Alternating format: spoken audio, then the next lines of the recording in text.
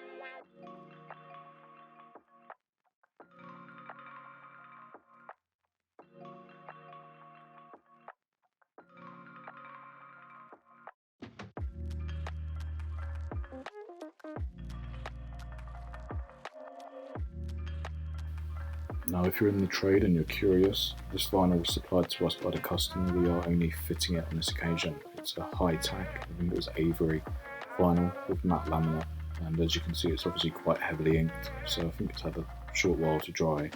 There were bits of restriction, and with it being high tack, you've kind of got to get it right the first time. If you don't know what I'm talking about, that means the adhesive on the back of this vinyl is quite strong. It's designed to stay on. And where you can see the design is solid black. This has been printed onto white vinyl, so all of that is ink.